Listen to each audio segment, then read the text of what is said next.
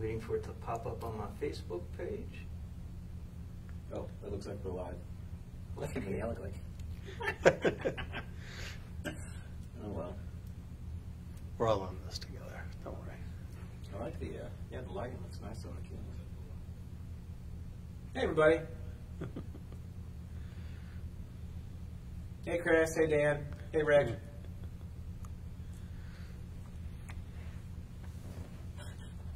How are you guys doing today? Hey, Jeff. He's there. Hello. Guy in Hey, the Dan. box. Hey, Cindy. I think we Yes, are. Joe, Joe. we are live. We are. We look like we're frozen, but He's talking to all these people. that's right. Say hello. No, you're live. I'm watching it. Okay. Hey, Dave. Hey, Patty. Hey, Sonia.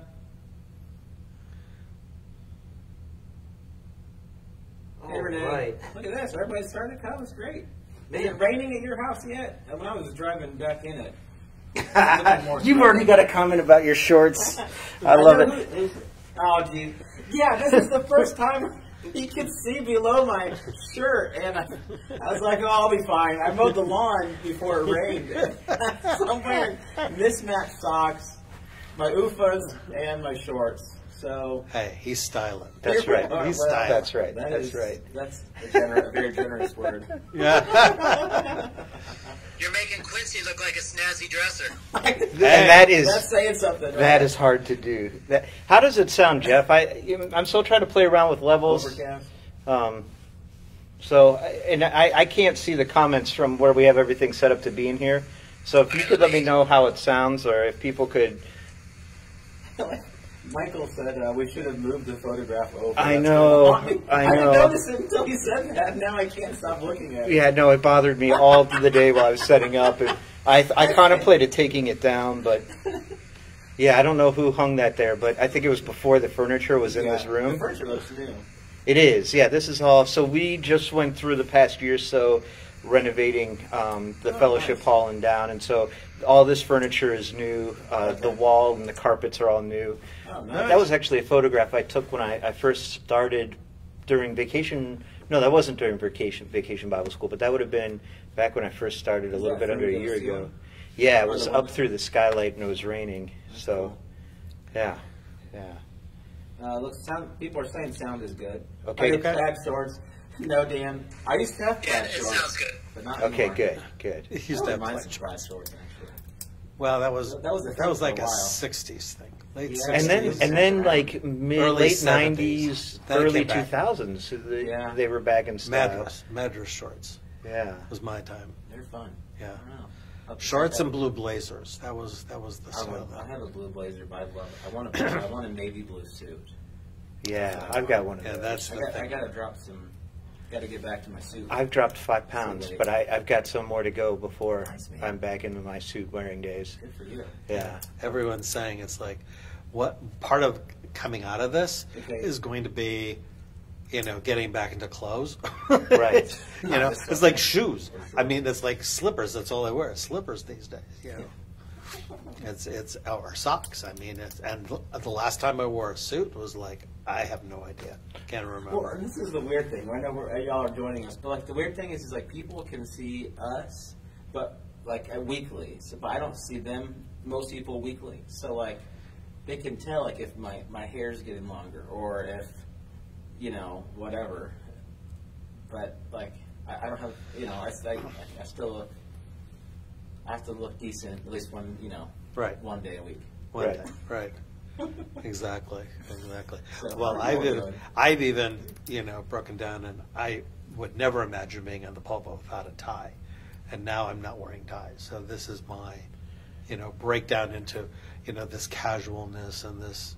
You're already Where in we are. retirement years. Well, Yeah. who knows? I should be one in shorts then. That's right, exactly. Well, welcome to Pastors In Plaid with Pastor Quincy Worthington here at Westminster Presbyterian, and I'm Jared Kendall, the pastor down the street at Ridge United Methodist Church, and Rabbi Len Zucro is here with us from Temple Bethel. I was going to say, thank you. Give him plug the. Thank You you. got to plug all the Until July.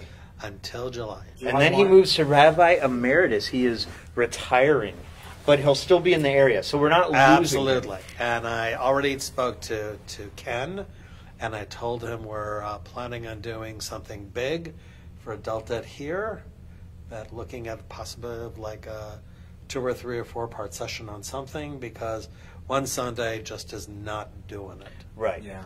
So definitely looking to do something here, and maybe continuing this and welcoming our new colleague to the community, Rabbi Gidon Isaacs, who's going to be coming from Cherry Hill, New Jersey, to succeed me, and we're excited about his entry into the community and being a part of things. And if we don't meet him before, hopefully we'll be able to gather Thanksgiving and welcome him to the community then. Yeah. Wherever that may be. we're excited to meet him and to Yeah. welcome him as well. Exactly. And when things are a little safer, we can do 4 on the couch, and maybe we'll have Robo Jeff in person rather than Robo Jeff. But we figure Jeff has earned his place on the couch this evening, so we've put him next to the rabbi. Yeah, I really like having Jeff here. I know it's less than 6 feet between Jeff and Rabbi, but it's Robo Jeff. So I'm wearing a solid blue shirt because I'm not a pastor. I'm not wearing plaids. How far away are you, Jeff? Just in Dyer. Well, that's certainly 6 feet. Yep, I'm good. He's good. Well, thank you, Jeff, for taking on the tech. And so tonight, obviously, well, maybe not obviously, tonight we have decided that we are going to discuss, we're going to pick up where we left off last week. We had started a foray into Exodus. We figured maybe the wilderness journey would be a great thing for us to start looking at, but then we got totally distracted. At least biblically this time we got distracted by the story of Jacob and Esau when they go to meet each other. And I think every other comment, at least out of my mouth, was, man, we need to get Rabbi Zucro here next week to discuss this. So yeah, this is a marvelous section, and I really look forward to our conversation. Me too. Do you want to start us off, or do you? Sure. So, the wonderful thing about coming back to Old Testament Bible, for us called Torah, first 5 books, is to me the power of the Hebrew. Yes. Okay. And in my studies in Bible, one of the things that we look at, and I encourage everyone as you open your Bibles and follow along or wherever you're reading, the Hebrew is driven by the verbs. And often they will come in sets of 3. There'll be this series of motions that are taking place. And often they are described in intense detail. He got up, he stood up, and he went, as an example. So that deliberateness in terms of the verb drives what's going on and tells us what's happening. And then the other thing that we need to be attentive to, for those who know Hebrew, or have a Bible that will indicate to you, is why is this particular word used when there are opportunities to pick another word? Okay, you keep going. I'm going to go grab my Hebrew Bible because I want to follow along with this. I want to follow along with you. Okay. So we're in chapter Genesis 32. 32. As he goes and grabs us. So this is actually when Jacob wrestles, at least what's famously called, with God. Right. We'll get into the ambiguities of that. But could you maybe set the table of look, who is Jacob? What's his story, and where are we at in it? Okay. So thank you. So where we are is Jacob has a twin brother, Esau. Their father is Isaac. Their mother, Rebekah.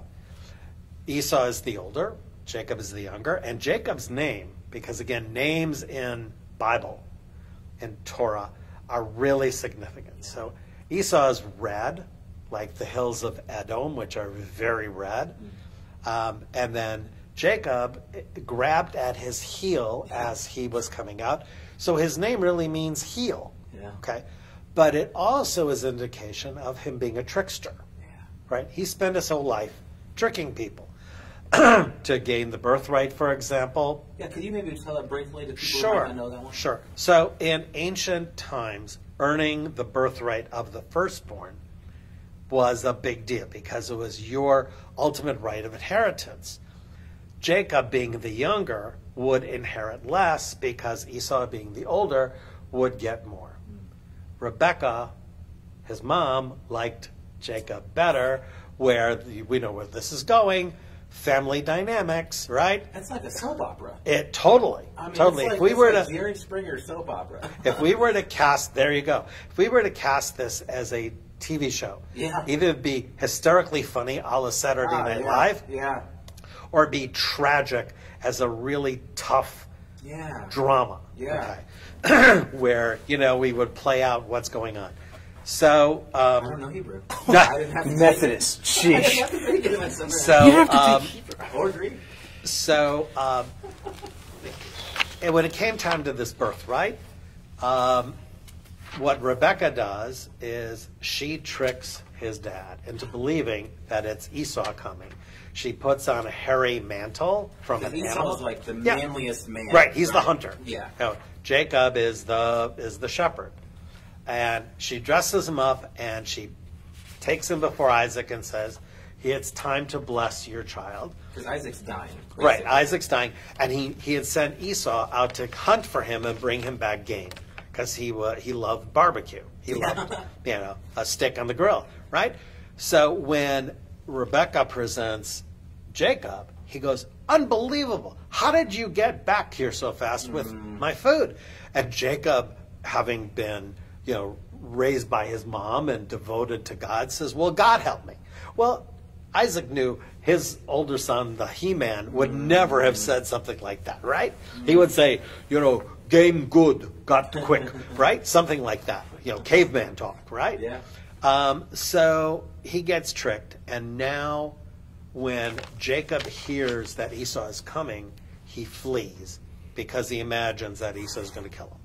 So now the moment comes where they're going to meet up again. And Jacob is in absolute and utter dread and terror. And after years apart, right? 20 years. Yeah, so I was thinking 20 years. yeah. 20 years they've been apart. I said that last week, 20 years. Yeah.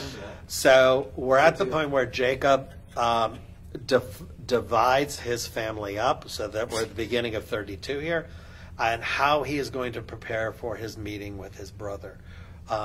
And we'll see in a minute how that plays out. It shows, Jacob learned a lot from his mother because he's approaching this very cleverly, very pragmatically, and very strategically. And cowardly.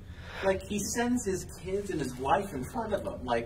Esau can kill everybody else before me. Right. It's just Well, he also divides them up, so it's if we lose this third, it's not going to be this a total half, loss. It's not going to be a total loss, and if I have to give up X number of my sheep, okay, he's not a go down with the ship kind of guy. No, it's not. Certainly not all or nothing. That is not happening here.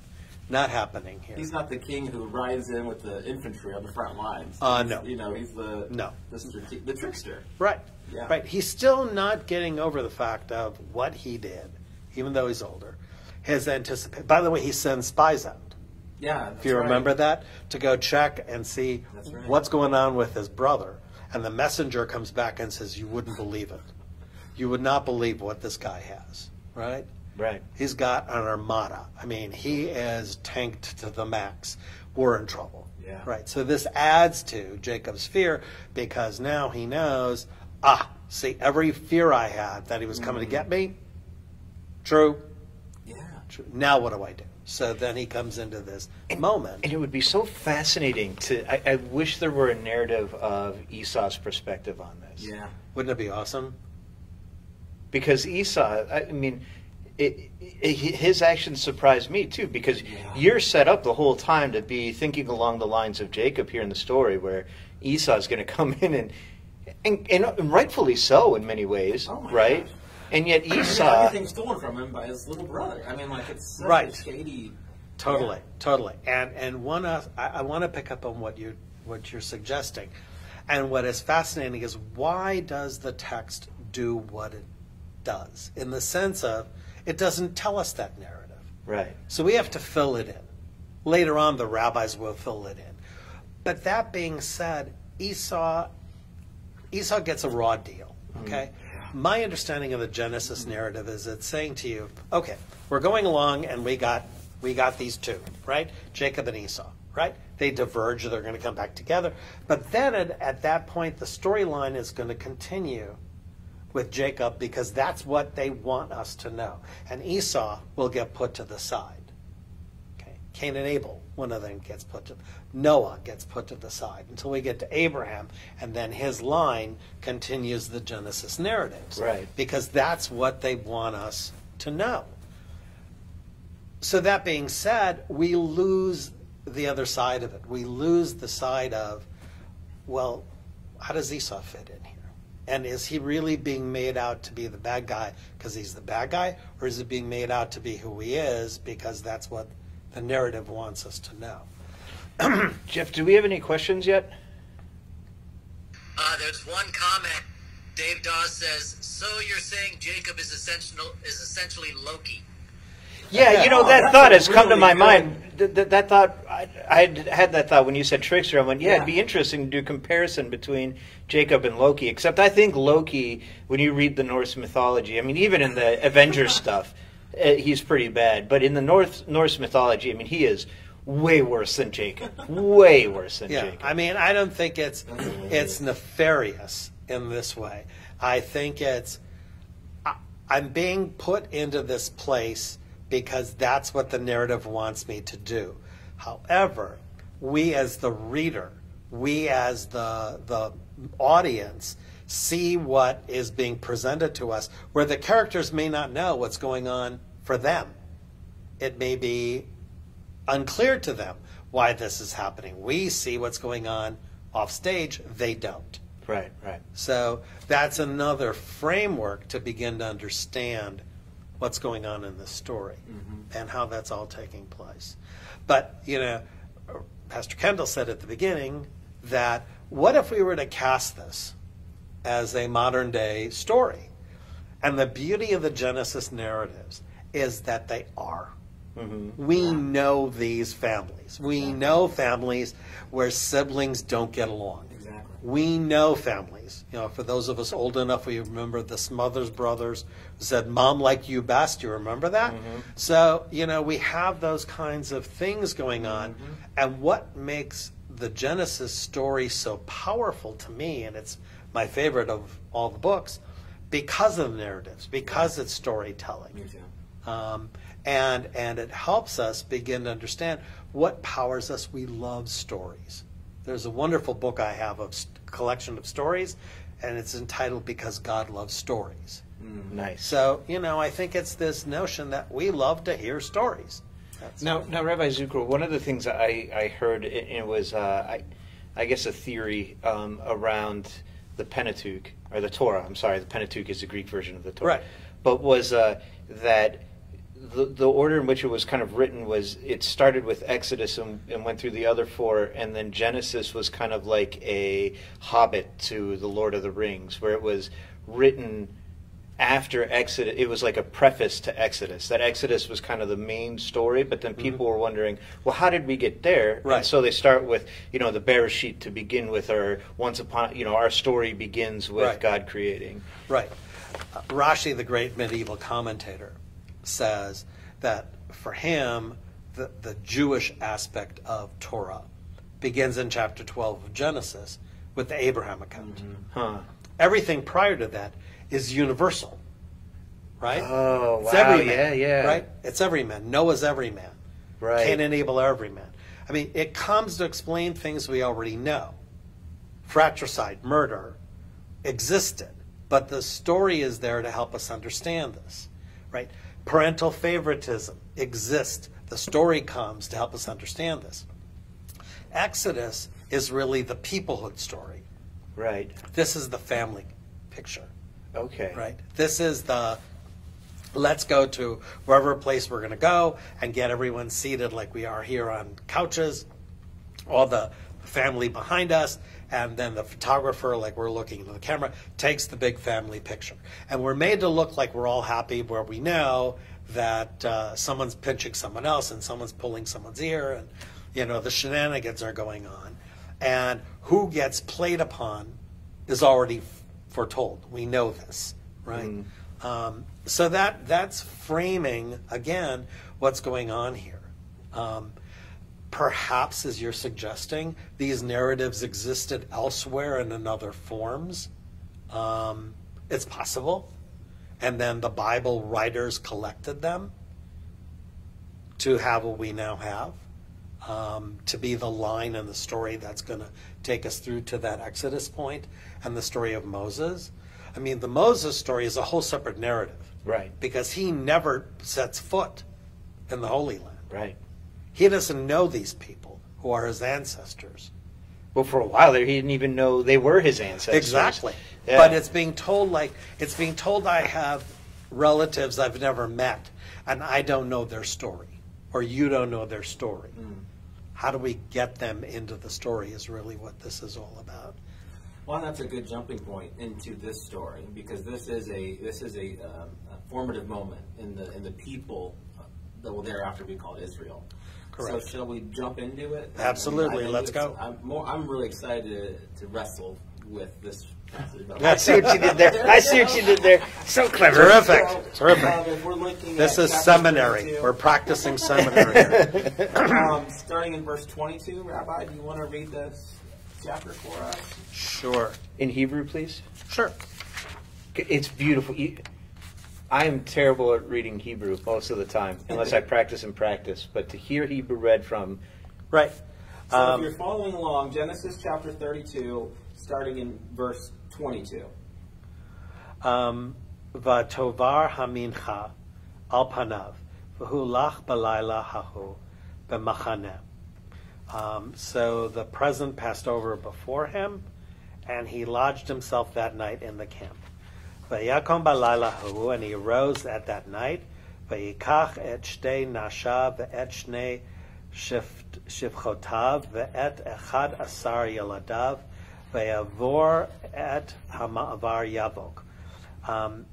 And he rose up in that night, and he took his 2 wives and his 2 handmaids and his 11 children and passed over the ford of the Yabok. What's important to understand here is this word Yabok. The river name is based on the same root to pass over. Mm-hmm. Okay. And then the commentaries seem to indicate this whole notion of, and maybe again in mythology, which I'm not as familiar with, but I understand there's this whole thing about crossing a river. The whole mythology of what does it mean to cross a river and get to the other side. Right. Well, and in New Testament theology, the river, obviously pulling from the Hebrew tradition, becomes extremely important, especially in baptism imagery. And Yeah. Yeah, because, I wanted to hear from both of you in terms of, as you read the story, what lens are you using from a Christian perspective in understanding this account? So for me, and we talked about this Saturday night, so this is going to be a rerun for some of my people, but that's because I find the story to be so intriguing, and in preparation for coming here, I read it through the lens of, I really think Jacob is wrestling with himself and who he was, and that's why neither one of them has an upper hand. It seems like they both know each other's moves, what's happening next, and it seems like Jacob is wrestling with Israel, right? The new Jacob, the person who he is, who's going to meet his brother, is very different than the guy he did in the past, and he's wrestling with his past in the night, trying to come to terms with that, right? And so if make the connection there between the river and baptism and Christian theology, I would say, I mean, that's when we baptize people, we say the old life has died away and a new life emerges, right? It's this death and resurrection. That's what going into the river and coming out means. And we see, like, crossing the river Styx in mythologies, Indo-European mythologies, right? And so for me, this crossing the river is demarking a change in Jacob. That's good. I don't read it particularly Christologically. Or, Okay. I think I hear it as the people who are they're forming their own identity, and so in these stories that are told or passed on or carried on, I just find this to mean that this is a turning point that thereafter. So I read it as Christian, saying that I need to be more like Jacob, and that we need to have a more Jewish faith. That's are my takeaways, because this is a story of a person and then the people who wrestle with God and refuse to let God go. And too often, my concern is that my faith, and then maybe for many Christians, can be too flippant, and that we don't know the wrestling that our Jewish brothers and sisters have in their blood. Yeah. If the tragedies that the Jewish people, capital J, have gone through, even this past century, 150 years, that's enough to break anyone.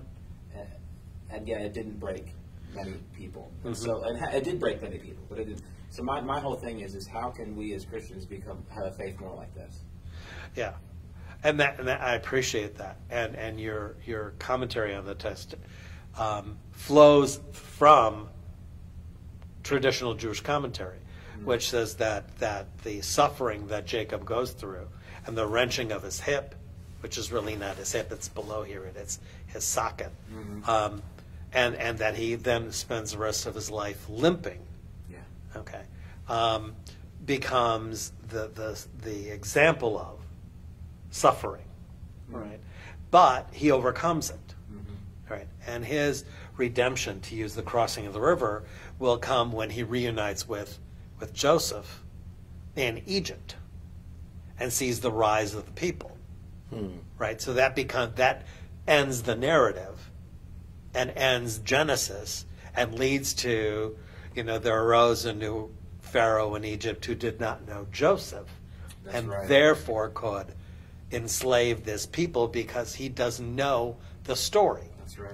Right? He's not familiar with what happened before, and that Joseph was the one who saved his country. So without knowing that, he assumes, well, there's nothing there before me. I'm the one who kept it going. I'm the one who brought it to prosperity. I don't know any Joseph story. It's denial. And when you unpack the story, then we come back to what's happening here. So we want to go further? Yeah. Okay. Okay. Oh, wait, hold on. Jeff, Jeff, are there any questions? Is Jeff there? No, he's saying no, there is not. Okay. No, there is. Okay. So let's see. We're on 24. Sorry about that. No problem. V'yikachem v'yavdem et hanahar v'yavor et asher lo. And he took them and sent them over the stream and sent them over that which he had. Where am I here? Which he had. Okay, and 25. This is the significance verse. Vayivater Yaakov lavado. And Jacob was left alone. Vayavek ish imo ad olat hashachar. And Jacob wrestled with a man. And interesting, the word here, vayavek, avak is dust. So they had a dust up. We've heard that expression. That's where this is coming from. Ah, interesting. All right. And the Hebrew is a man with him, even though we know that this is not a man, until the break of day. But we don't know what it is. I mean, the English translations of this in the Christian Bible, well, it's interesting, the Common English one, the Contemporary English or Common English, the one I use all the time says man. A lot of people says angel of the Lord, Right. but that's an interpretive That's step. commentary. Yeah, and I think that's important to note because a lot of people say, I only read this Bible because, blah, blah, blah. But every Bible you read that's in English is an interpretive stance. Correct. And this is a place where you see that. And Right. I think that's important. Even when we go to the first translation, even before we get to the Greek Septuagint, right? The Aramaic translation by Onkelos is already a commentary because Aramaic, even though it's a dialect of Hebrew, doesn't always match up. Yeah. Okay, so he has to go for a word that's the equivalent, but not exactly the word where it might be. And then when the Septuagint writers come along, Greek is already 3 steps away. And then we have to go from Greek to Latin, and then Latin to, to early English, and then American English. Right. So as we move further away from the original text, we change the meaning, and then we get stuck. And I've had this wonderful conversation with your adult study group here on Sundays, where, in fact, we've looked at the challenges of translation. And I owe a debt to Dr. Joel Hoffman, whose father teaches at my seminary in New York, who has spent his life work dealing with mistranslation issues that come up in terms of misunderstandings of the Hebrew. Now, there are English versions you can find that go from the Hebrew to English, but a lot of our more traditional ones do. They go from Hebrew to Greek to Latin to English, and then Hebrew to Greek to English. Right. But yeah, more and more now there's a push for Hebrew to English translations. I found in preparing for tonight an interlinear, and it also had there the sightings in Brown Driver Briggs, which is the lexicon of Hebrew to English. I can go grab that. No, it's okay. And then also Gesenius, which is the grammar. So I would say that that's, again, important. In my training, when I was studying Bible, my professor said you had to deal with the field of meaning of a word, which is that you have to look at that word in its variety of context. And another tool that Bible scholars use is a concordance, which is how often does that word appear in Bible, and where and how is it translated across the spectrum of its use. Right. What context is it being used to translate it in these others to understand this one? So that when we translate it, there could be options. And then we have to ask ourselves, well, why did the translator pick that particular word? Right. Okay. So Jacob was left alone, and Vayar. And he saw, Ki lo yachol lo, vayigaba kaf yarecho, and he wasn't able to prevail against this being that he wrestled with, and he grabbed him in the hollow of his thigh, v'taka kaf yerech Yaakov, and he tore at strained the hollow of his thigh, v'vakolo, as he wrestled with him. And again, this notion of dusting up that happened. V'yomer shalacheni, and he said to him, let me go, ki Allah hashachar. So it goes back to verse 25, where we're put in the setting. When is this taking place? It's at night, and it's just before dawn. The light is just starting to break. Which is, by John's account, who pulls a lot from Hebrew Scripture. They say anytime you want to understand what John is doing in his gospel, you need to look back at where it's mentioned in Hebrew Scripture. And for John, that's when the resurrection moment happens. Just side note there. So it'd be interesting to think about that. What is significant about that time period? So we're thinking maybe, and right today, like 4:30, 5 in the morning, sun hasn't come up. Sun is not going to come up for another hour. But the light is beginning to shine through. And we're in that transitional moment between night and day. Right, but it's neither or, right? It's kind of that in between time, and maybe the timing here, that it's taking place in that interim, is also significant. There's an ecological term called an ecotone, and it's like the marshland. So it's that in between the water and the dry land, and it's where some of the most unique and abundant life is found. Because I mean, you get the animals that can live in both, or you get the unique kind of plants that teem in these strange environments. And so I think about that with this, of like these are these ecotones of Scripture, these in between places, these places where you're about to tip over to one side or the other, and that's like where life blooms in a unique way. Love it. And so it's like it's no small thing that it's at daybreak, and then it's mentioned twice, just in two verses. Right, in two verses, and this notion of shachar, it's this notion of, again, this transition moment. We're not fully day, we're not fully night. It's the light breaking through, and I would wonder, for John, if that notion of resurrection and light. Okay. Yeah, I mean, for John, light and darkness obviously are like the driving metaphor or symbols of his gospel.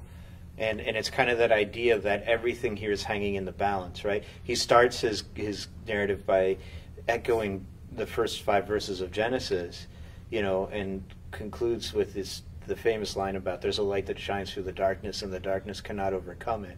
And so here we are at the execution and burial of Jesus, and Mary's at the tomb weeping, and everything's hanging in the balance. We don't know what's won. It's not light nor is it dark. We don't know which is going to have the upper hand, and then that's when the light comes bursting forth again, right? So that's where he's going with that imagery. Well, and I believe you mentioned, Pastor Worthington, about some commentaries suggesting that he's fighting with his own conscience. And that the fight is not with some being, but Jacob with himself. Right. Okay. It could be because if we think about the metaphor, the imagery of the demons of the night, what keeps us up at night, right? So obviously he's in fear, right? Fear also causes, we know, physiological responses. Our pulse quickens. We may sweat. We may not be able to eat properly. We may have gastrointestinal, not to make anyone queasy, but things happen to us. And he's probably going through that, right? And he knows when the day comes, it's going to be all right, because then I'll see what's going on. I'll see who this is, right? Because the day seems to say, all right, it'll be clear, I'll know, and maybe in the daylight, I'll get it. There's one of my favorite books in the whole world is by Barbara Brown Taylor, of Learning to Walk in the Dark. And she talks about this and many other stories, and like the claim of faith is that even to God, night is as bright as the day. And I forget where that verse is at. Wow. It's a psalm or something. That's beautiful. But how many of us, we all can wrestle with, we all know what it's like to wrestle all night with something. Yeah. To be woken up at night. This is the thing I'm experiencing. We were talking a little before. One of the nice things about this is that we can check in with each other on a regular basis. We always ask each other how we're doing over the table before we meet. And one of the things is like I'm restless at night. Like I wake up at night and my mind is racing, and when I lay my head down to bed, my mind is racing. When I wake up in the morning, my mind's racing, and I understand what it is to spend a night restless. Yep. Wrestling with a thought, with a worry, with whatever. What's remarkable? This word resonates so deeply with me. Beautiful. And what's remarkable about that is when we think about, we're reading this very ancient text, and we wonder what makes the Bible the powerful book that it is. Because your narrative. It's a story. Right. It's so contemporary. Your narrative is the Jacob story. That's I right. can't sleep at night. And in fact, in our conversation before this, I had heard a story that right now, because of our sheltering in place, that one of the satellites going around the Earth was looking at light emanating from different parts of the world. it saw patterns of light where it should have been night. And there should be less light. Saying we're staying up late. We're not going to bed when we should be. So our patterns are being thrown off. And during that time, what are we doing? How are we dealing with that? And maybe what's driving that is just what's being described here. And it's fear. It's fear. Right. We don't know. Jeff, anything yet? The two comments, one was I'd like to hear the rabbi's take on who Jacob was really wrestling with, but you kind of touched on that. Yeah. And then the other one is, what are your thoughts on the Peterson translation, The Message? Oh, I wouldn't say it's a translation. I would say it's an interpretation. I think it's a good one, especially to kind of understand. Peterson really tries to capture the poetics of the Hebrew and the Greek, and I find like reading it with Paul especially can be helpful, especially where the English translations are confusing. But I would say that wouldn't be what I would use from a pulpit or what I would use for my primary source of scripture. If I were trying to do a study, I would try and complement that with another, like the NRSV or the CEB or the maybe even the NIV. But I'm one of those weird people that has translations of the Bible, several different ones that I work with at the same time when I'm really wrestling with one to see the nuances in language along with the Greek. But I think even Peterson himself would have said that what he did was an interpretation and shouldn't be understood as a translation per se. And there are two, I appreciate the question. There are two translations by Jewish Bible scholars. One fairly old by our standards now, by Everett Fox under the Shotgun Press, where he tries to preserve in the English the Hebrew as much as possible. So the English is stilted in a way, where he tries to convey verbal structures where it's you shall surely. For example, hocheach tocheach, which means you shall surely give rebuke to somebody. But it's literally rebuke you shall rebuke. Well, it's superfluous. And that's exactly what the text is trying to say. This is really important. And now Robert Alter out of Berkeley has just done the entire Hebrew Bible in translation with commentary. And he too brings a literary sense to his work. I've seen parts of it. It's really amazing. Yeah. Really amazing, Robert Alter. So I recommend that to you. One new question we have is, I also would like to hear what, quote, I have seen the face of God means in context with who he wrestled with. Okay. Give us a second, we'll get there. Yeah, and if we don't, we've got about 15 to 20 minutes left. Yeah. This has gone fast. Yeah. So if we need to, we can do part 2 next week. Absolutely. All right. I'm up for it. And he says to him, Vayomer shalacheni, let me go.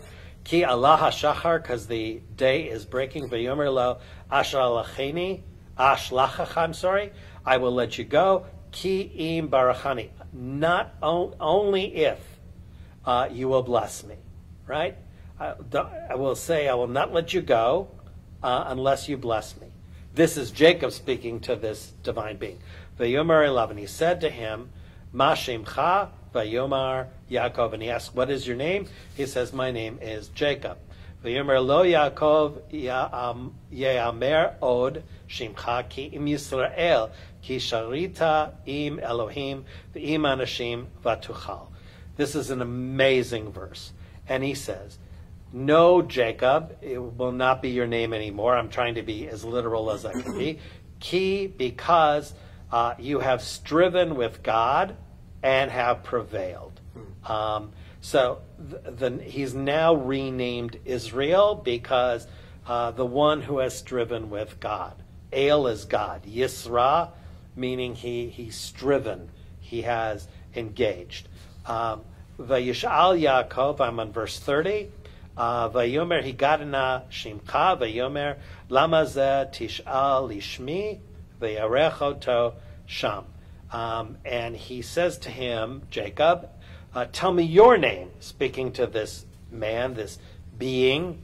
And he says to him, why are you asking me my name? I will bless you there. And Vayikra Yaakov Shema Makom Panei El. So this is where we're coming to the question. Kira Ita Elohim Panim El Panim V'nitzal Nashav.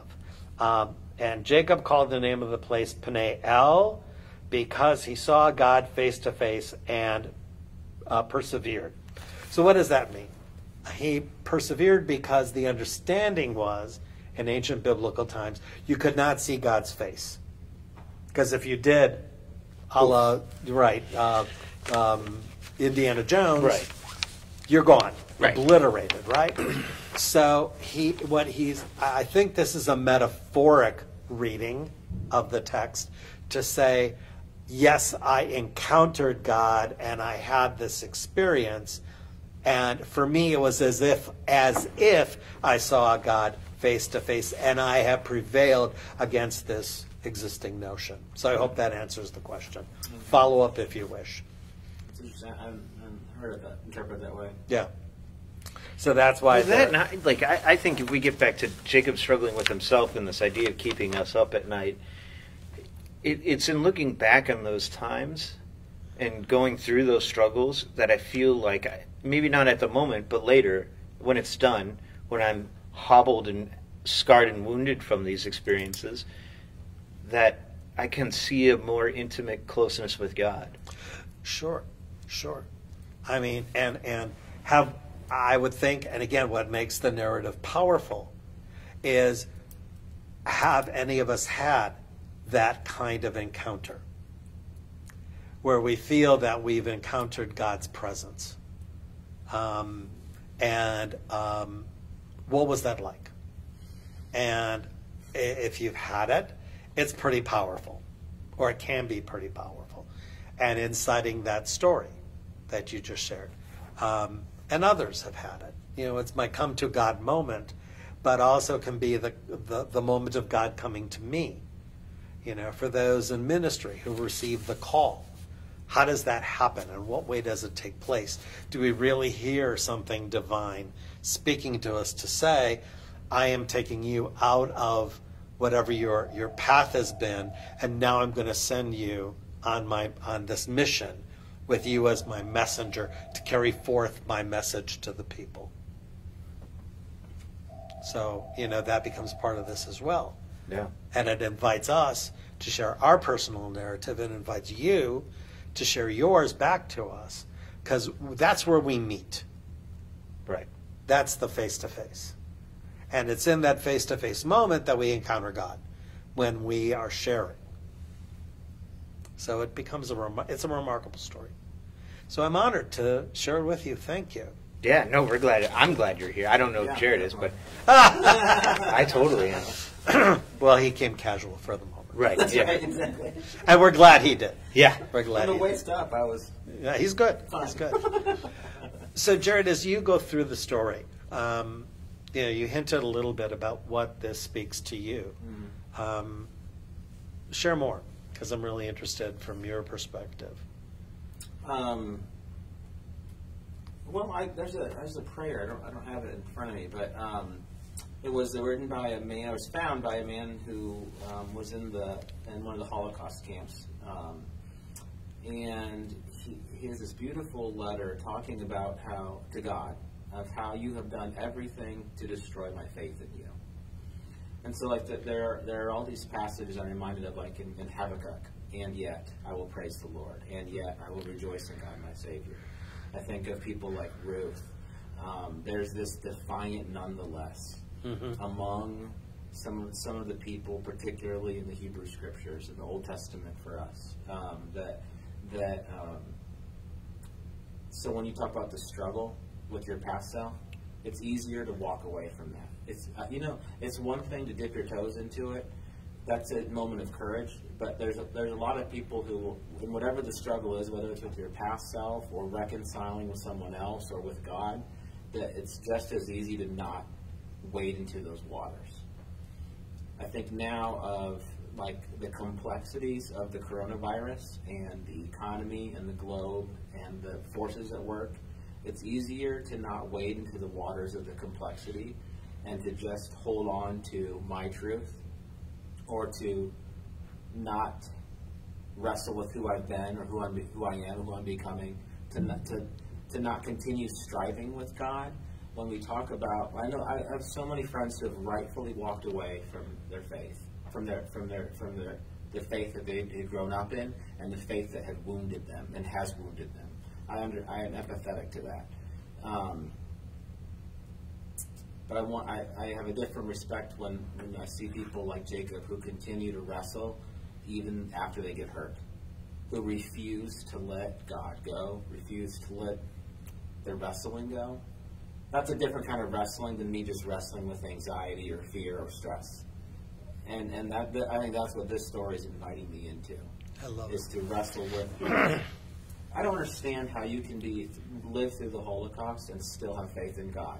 That's a kind of faith that I don't yet have, but I want. Yeah, and that's where you read Viktor Frankl, God Search for Meaning. It's crazy. Yeah, Have you read that? I read parts of it. Yeah. Oh, you gotta go back. I mean, It's and amazing. it's an amazing story. And basically, the line at the end is that you can hurt me physically, you can hurt me in all sorts. You cannot take away my spirit. I own my spirit. Right. Right. And that's what sustained him. He was a psychiatrist, and he developed logotherapy as a result of that experience, where he was actually, quote unquote, treating patients in the concentration camp while going through all the suffering. So yes, you're right. I'm just having a conversation today. If depending on how the virus takes place, I'll get an opportunity to go to South Africa this fall and study post-apartheid South Africa. And we were talking about Nelson Mandela and many people who had spent all these years on Robben Island.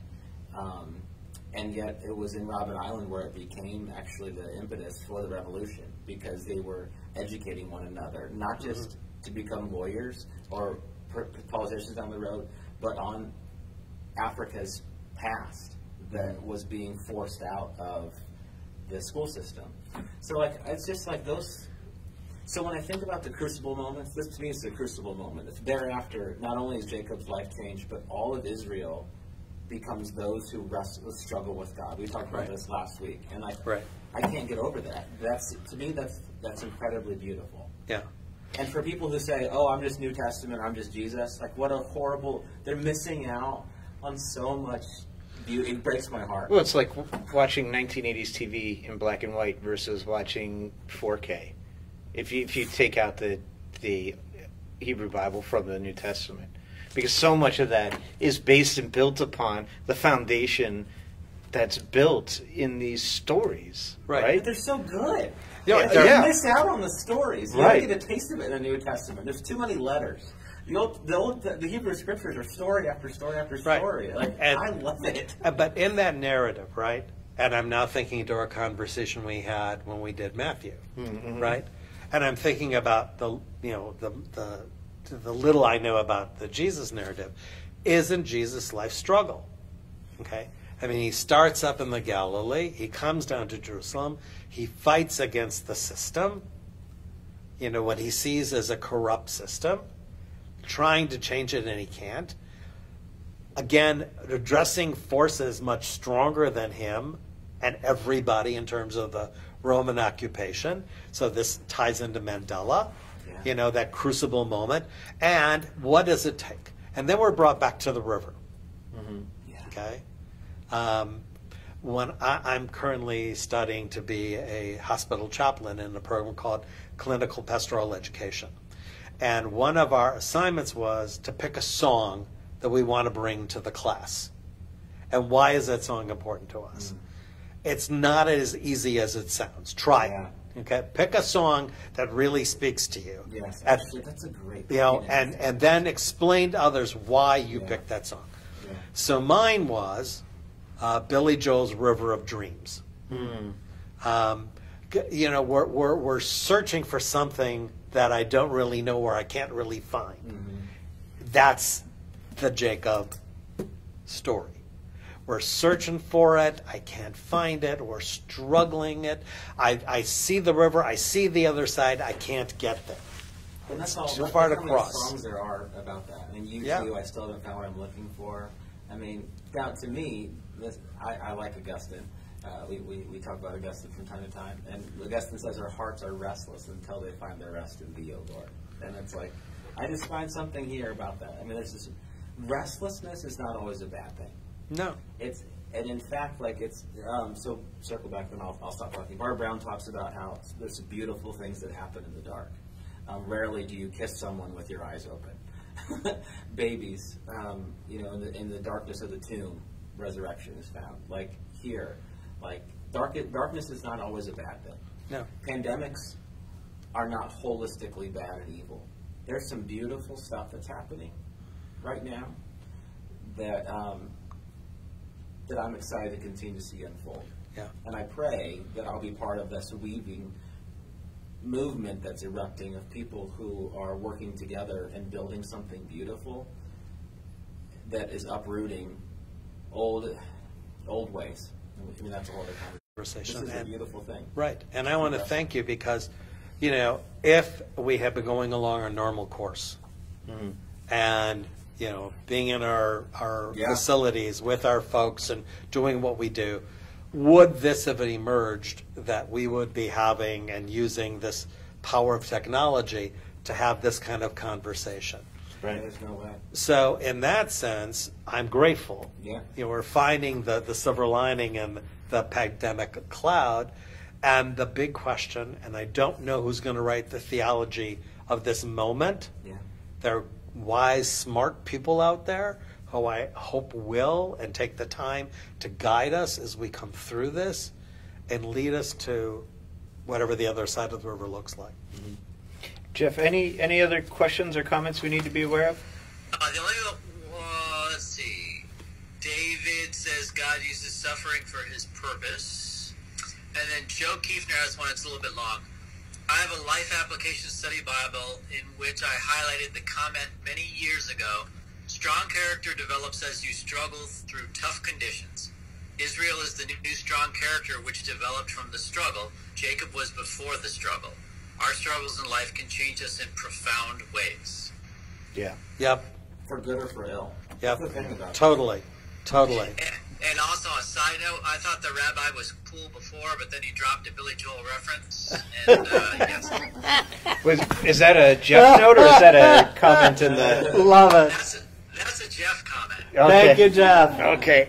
Thank you, Jeff. Well, I think we need to pick this up again next week. I'll check my because I schedule. think Yeah, it would that'll be be good great. to come back and then maybe even try and attack this from Esau's perspective Yeah. and spend some time Yeah. working through that as well, because I think that would be a really interesting kind of. And what'll be fun too is now that we've taken at least a first look at the text itself, now we can bring on the next layer, which is the commentary layers that help unpack it, so we can see what we have and explore that as well.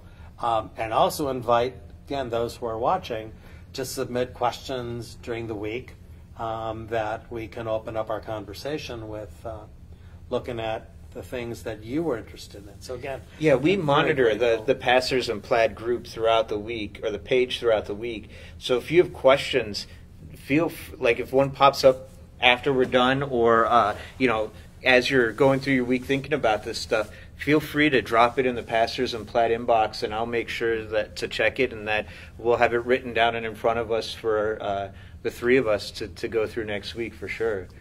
Yeah. Well, thank you. Thank you. This Rabbi, is would great you? fun. We traditionally pray out. Would you say a prayer for us? Absolutely.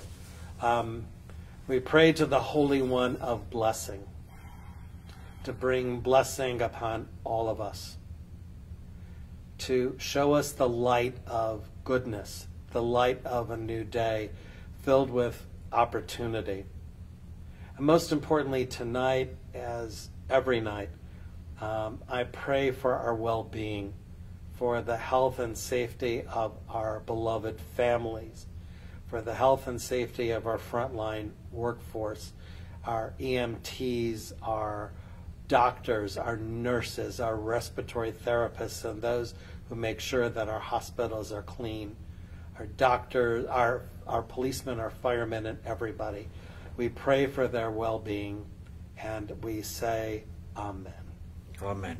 Thank you. Speaking of which, I got to give a quick shout out to my neighbor who works at a community hospital. He told me in our yard yesterday that he watched one of our episodes. I don't know how Wow. he found it or where it popped up. But so, anyways, hello. Shout out. Excellent. Wonderful. Well, be healthy, be safe, be blessed, and we will see you back here next week at 7 p.m. And stay dry. We're supposed to get like a bunch more rain tonight. Don't say Really? that. Don't say that. I didn't My even- backyard was like a swamp. So When did it rain? I think it's supposed to like all night tomorrow, maybe. Man, I didn't.